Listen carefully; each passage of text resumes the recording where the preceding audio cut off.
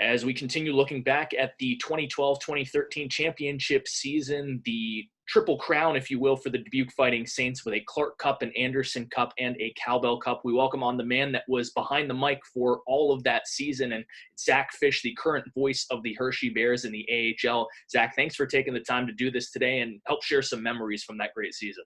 Absolutely. It's an unprecedented time in the world right now and in the hockey world, and really enjoyed following Dubuque. Much like us in Hershey, looked like a championship caliber season was on the docket. Unfortunately, safety, takes priority over that right now, but it's fun to look back. It's hard to believe now that, we're looking at 2013 when this team won a championship, that it was 7 years ago since the Fighting Saints captured the Clark Cup in Fargo, a culmination of such an unbelievable season that the team was first from start to finish, and just such a dominant group that I have such fond memories of.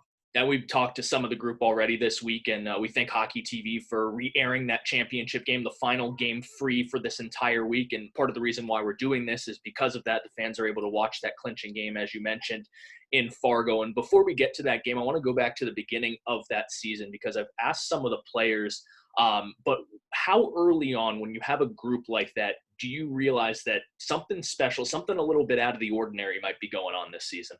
We had a good preseason, and as fans know, the USHL preseason is quite long. The Fall Classic was in Sioux City that year. I think we only had one loss in the 5 or 6 games we played in the preseason. And Seamus Malone was 16. He was a player that we just brought in. He tore up the preseason. We're thinking, we got a pretty good group right now, some tough decisions ahead. We felt strong heading into the regular season opener, won that, beat Tri-City at the Mesquite Community Ice Center. I think we started the year 9-0, and around that point, when you just keep piling on the wins, we knew we had a dominant club, and we were beating teams soundly. We were getting goals up and down the lineup, cohesive 4 lines. At the time, it was Art Bryan, Connor Gerard in goal, had 2 good netminders. Within that first 10-game stretch, it was pretty evident that this team was not going to back down from anybody. And I remember our first loss was at the old Ice Cube in Ann Arbor, where the NTDP, Team USA, used to play. We lost the game in a shootout. It took a shootout to get there. I think it was Kevin LeBanc, who plays for the San Jose Sharks now, that scored a ridiculous shootout goal to finally hand us our first loss. And it was a weird feeling after the game. Like, what do we do now? We just lost. But, a shootout loss is much different than a regulation loss. The team didn't have many of those that year. Unbelievable 45-11-8 record. That number will stick in my head forever in a 64-game season. Better than anybody in the league. But in that first 10-game stretch, I was sitting there thinking, man, this team's got a chance to do something special this year. Great coaches, great players, and really it was evident in the first couple of months. And a strong start like that means a little bit more in the USHL, the NHL season, 82 games, the AHL season in the 70s, USHL season, low 60s. So when you're 9-0 to begin the season, you've almost secured a playoff spot. I know it's crazy to say, but almost secured a playoff spot right off the bat. I talked to Peter Quinville, and he said the thing that stood out the most that season for him was how intense the practices were. From your perspective, was that something that you noticed? Absolutely, and I can't say enough about Jim Montgomery as a coach, and he's went on to have a great career at Denver, and it was in Dallas, and I'm sure he's going to work his way back up the ladder. He's an exceptional coach, and for me, what I found from him is everything was intense. He was a player's coach, but he knew how to push guys' buttons, and if you need that little extra motivation in practice, you would hear it from him. And if you needed that little extra guidance, arm around your shoulder, he would give it to you. He knew how to get these players into peak physical condition and into peak playing condition where they were optimally able to perform at their best. And every guy was different, but it was a cohesive unit that Jim Montgomery and Joe Coombs and that entire coaching staff was able to mold together. The practices were intense. These guys worked hard. They knew there was a lot expected of them. And that's what Jim Montgomery brings as a coach. And he commanded respect, and he got it from every last player in that locker room. And I'm sure a lot of the guys would tell you to this day, he's the best coach that they've had a chance to play for. And me, it was my first year. I learned a lot from Monty. I was coming from St. Cloud State, broadcasting 4 years of hockey. I hadn't necessarily been attached to the hip with a coaching staff, with a team. When you're in college, you're a little disconnected. Monty taught me a lot, good and bad, about what I needed to do to better myself as a professional. And that rubbed off on me. That rubbed off on the players. There was this standard of excellence from top to bottom, and it started with the practices. And looking at a team, and when they're going to make a deep run, such a big key is to take care of business on home ice. And the Fighting Saints did that better than anyone that season. 25 wins, which is still a franchise record on home ice in a single season. When you're night in, night out performing in front of the home fans the way Dubuque did that season, what type of boost does that give to the entire unit? It was a lot of fun. And I remember opening night at Mesquite Community Ice Center. This is my first job out of college. And I think we had 2,400 fans there. It's always tough. It was September, I think, was our first game, end of the month. And, the atmosphere was great. And it just got better. We had a very good average attendance that year of almost 2,600. We had some huge nights where the building was packed. Certainly an exciting team added to that. But it's a tough building to play in. Anybody in the USHL will tell you that. The fans are right on top of you. The cowbells are loud. That's one thing we don't get nearly as much of in professional hockey is the cowbells in these small buildings. And a building like the Mesquite Community Ice Center, a young arena in Waterloo that has some tin to it, and these cowbells, it just echoes and it makes your ears ring. And it's an intimidating place to play. And we took full advantage that year. The club did of home ice advantage. It seemed like if we were down a goal, we were going to come back. And there were many games, I couldn't even recall all of them. There were many games where we had won the game in the first period. Now, we couldn't let off the gas and still had to keep playing. There were some games, I remember a couple late in the year against Indiana. Frankie DiChiara, back then DiChiara, had a hat trick and an 8-1 game against Indiana where after the first period, it was just over. That's how good we were, and they just were a team that was rebuilding at that point. So there was a lot of nights where we came to the rink and the fans expected us to win, and the guys delivered each and every night. 25 wins in that building in front of the Key City fans. It was something special. Every time they stepped on the ice, they expected to win at home. A key in sports is always star power, and no doubt that this team had that in spades. But you mentioned at the start that depth is also a huge key, and this team really had depth. I mean, when you're looking at the stats, you have 16 players that had at least 20 points. Is this the deepest hockey team that you've ever seen? Absolutely. For me, this is the deepest team that I've been a part of. You got 330 goal scorers, and Svatula, Quinville, and Frankie DiChiara, as he's going by now in the ECHL. I wish Frank would have corrected us all these years ago. I knew his dad. I knew him well. We were calling him DiChiara then. So somewhere along the lines, myself, the coaching staff, the front office, everybody got it wrong, and no one corrected us. He only scored the winning goal, so I feel bad about that all these years later.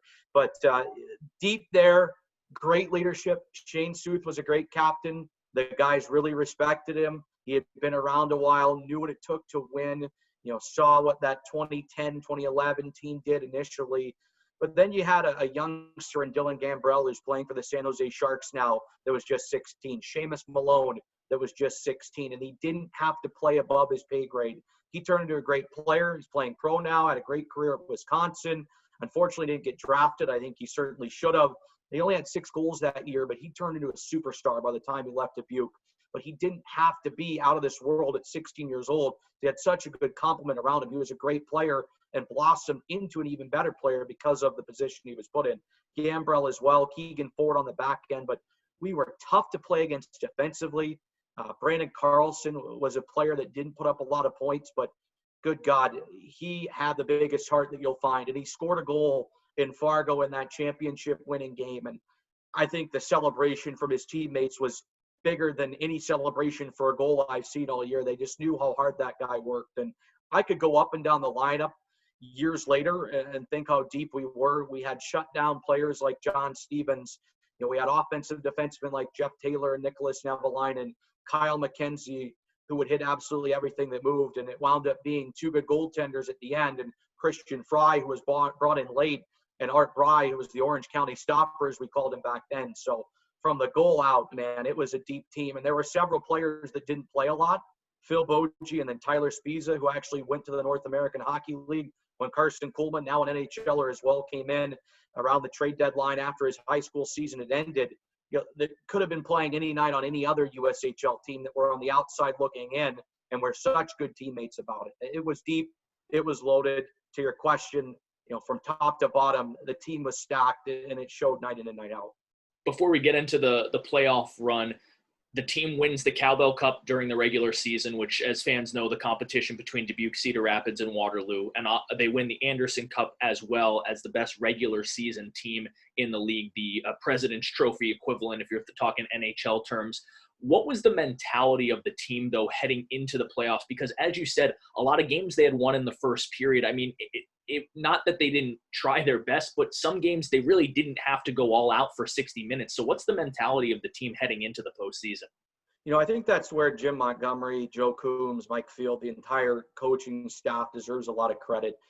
They always took the onus on themselves with these junior hockey players that a lot of them are 16, 17, 18 years old, and made sure they were prepared to play. And the guys embodied that in their play and in the playoffs. We had a really good group that knew the challenge was going to get even tougher. As good as we were at the regular season, this was a different animal, and our team rose to that challenge. And I looked at our group the year that we had. I think we actually lost the game against Waterloo that we clinched the Cowbell and Anderson Cup. We just had to get a point and took it to overtime or shootout. The fans were a little confused when the game was over. We didn't win, and we're bringing trophies out. But, the guys took a picture around it, and this is a testament to any hockey team. It's an old tradition.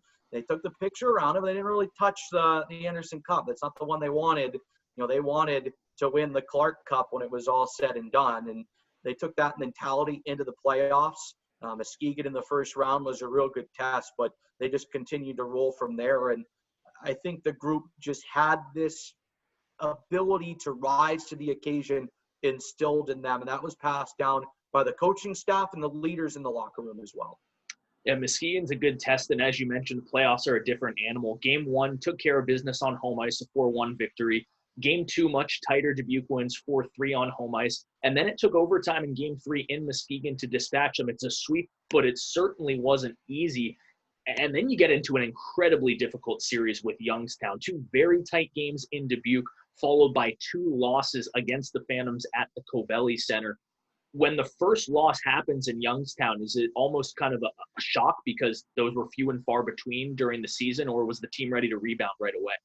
Yeah, I have to look back at the box score, and I meant to before doing this, but I feel like we went into Youngstown, we were a confident group, hadn't really lost, playing well. We knew they were a good team. I mean, that a 16-year-old Kyle Connor, one of the best players in the NHL. I believe Sam Annis was on that team and just led the American League in points, had a good goaltender, and Sean Romeo had a nice collegiate career. They were a deep team, and they played well. They were well coached. It was a good competitive club that we knew we'd have to take care of business against. And I feel like in that Game 3, we were up going in to the third period of play, and they came back and won that game. And you know what? Sometimes it takes that bit of a slap in the face to get you going the right direction.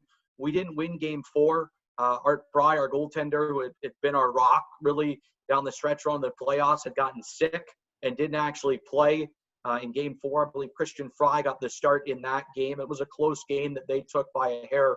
But I just remember going back on the bus to Dubuque, and there was no panic. No panic from the group at all. Yeah, it's coming to an elimination game.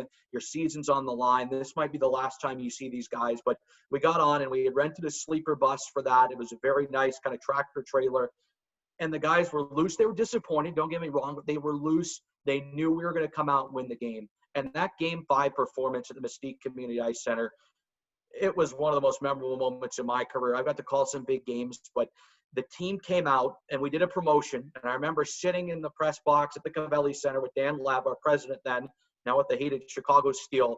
And he said, hey, we got to do something. We're not going to go to a Game 5. He was confident. But if we do, I've talked to American Trust, our partner, our presenting partner at the time. They've since changed names, still a great sponsor, the Saints.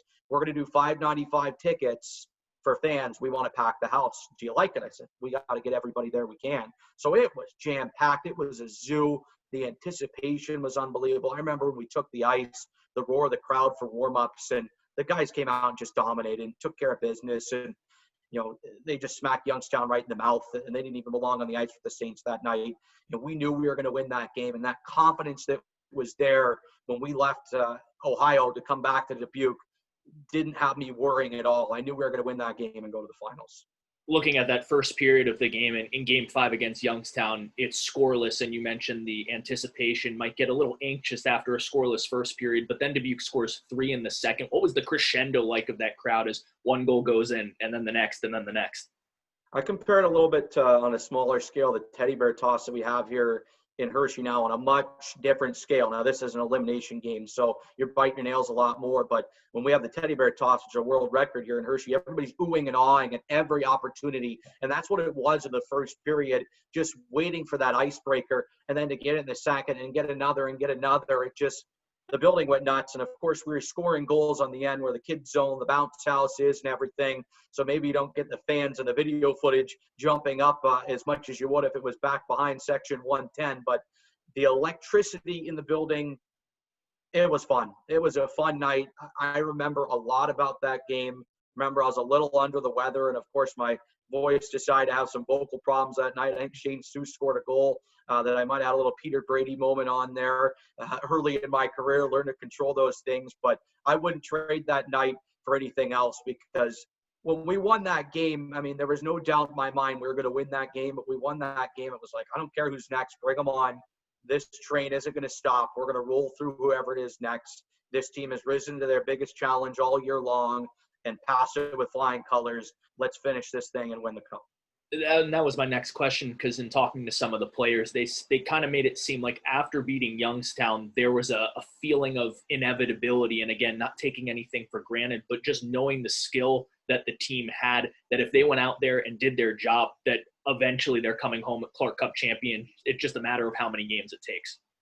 And Fargo is a good club and put up a good fight, but the first 2 games in Dubuque, the Saints, again, had that confidence. They had that swagger that I'm sure some of the players talked about, that feeling of being insurmountable. And it showed. And some bounces went our way. I remember, I think the goaltender at the time was Brendan Jensen. No idea what has happened to him since, but they went back and forth between their goalies that series. And there was either game 1 or 2 in Dubuque. He came wandering out of his net to play the puck in the second period, way out to the top of the faceoff circles, and he passed it right on the tape to John Stevens. And John Stevens had 13 goals all year. He's a defensive-minded center that very quietly put up 48 points playing in the American League now, and Utica got a chance to catch up with him recently.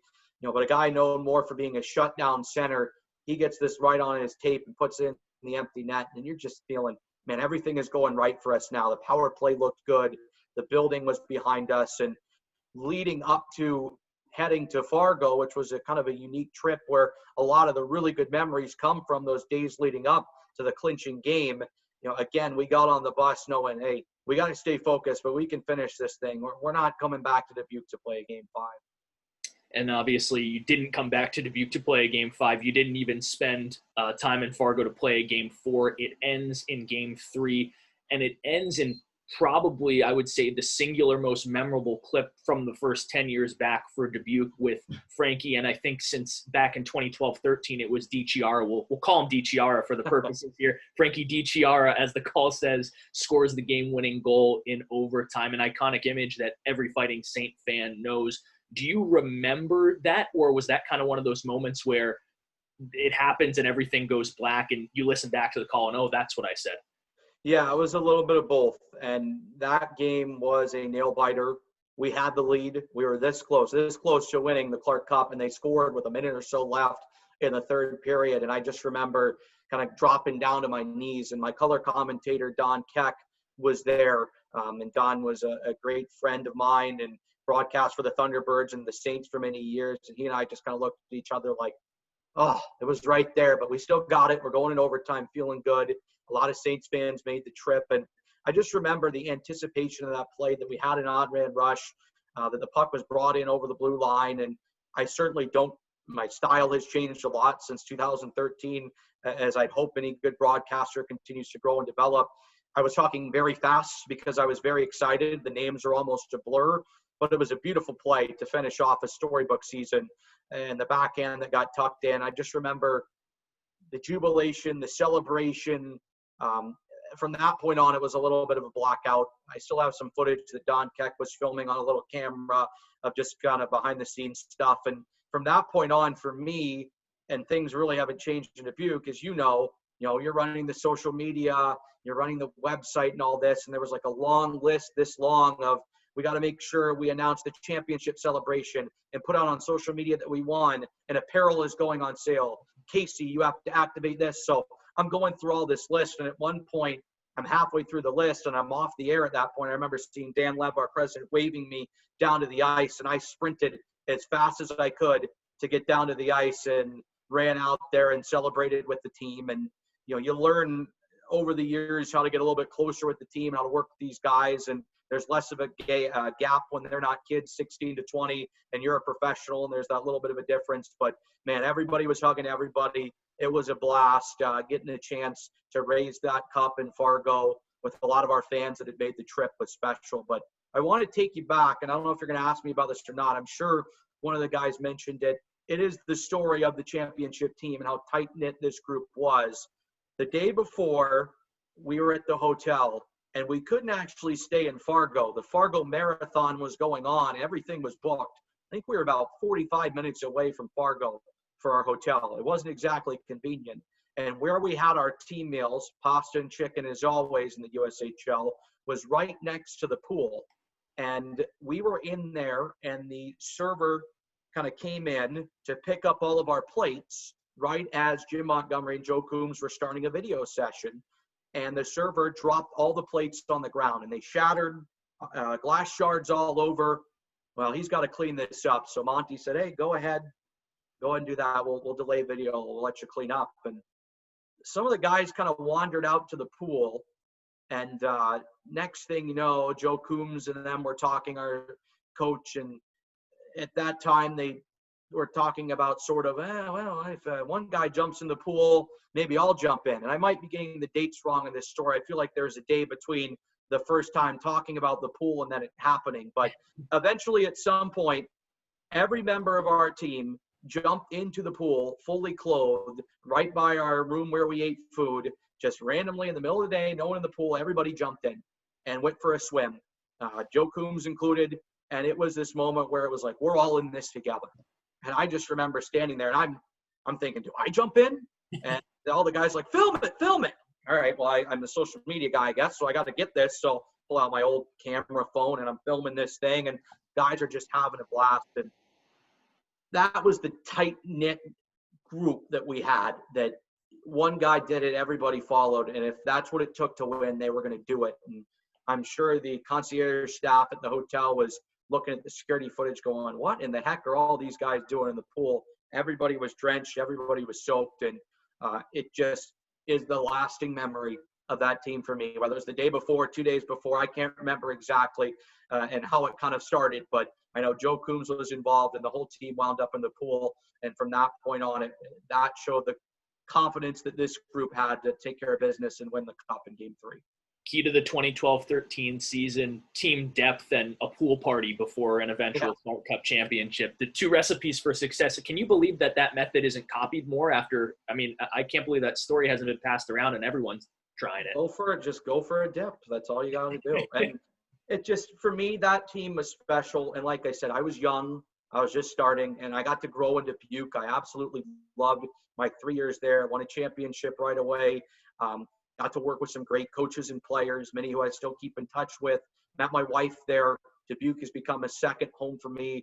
Poured a lot into becoming a well-rounded employee, from sales to marketing to whatever, with the Fighting Saints, and still visit Dubuque quite a bit with my wife's large family there and follow the team quite well. But it was a learning year for me. I was learning how to do all this stuff. I was learning how to be part of a team. And there's a lot of guys on that team that I maybe wasn't as close as I was with the team 2 years later. I am with our guys in Hershey now. But the one thing that I'll say is Saint for life is the message that we've always shared. It's in our championship rings, which I had to pull out and put on today. It's something that Jim Montgomery and his staff had coined even before I got there. If you wear a Saint sweater, you're walking together forever as brothers, and doing that as champions, it's something special. So when I've gotten to see a handful of these guys or interact with them on social media, it's like you're seeing a long lost brother. And for me, the broadcaster, just the guy talking about it, I'm not out there blocking shots. I wasn't in that locker room. I was lucky enough to be around the team and to have that type of camaraderie with them now. The few that I have run into, I can only imagine what it's like for these guys to see each other now when they're playing Careers Cross or social media, whatever it may be. It was a team that'll walk together forever. And, much like the team that won it their first year back in Dubuque, they have a place in the record book and a place in the hearts of the fans in the Key City for always. Yeah, absolutely. I think that's a perfect way to put a bow on this. We thank you for taking the time to reminisce. I'm sure the fans will be looking forward to hearing you on the live Fighting Saints forum here in a couple nights. And a team that the championship might be replicated again in Dubuque, but I'm not sure if we'll ever see a team as skilled and as deep as that again in possibly the USHL as a whole. An incredible season, 2012-13, and the broadcaster for that team, and again, current broadcaster of the Hershey Bears, Zach Fisch. Thanks again, Zach. Hey, my pleasure. Hello to everyone in Dubuque. Always a pleasure chatting with you, Jack, and looking forward to a Clark Cup coming back to the Key City next year. We are as well.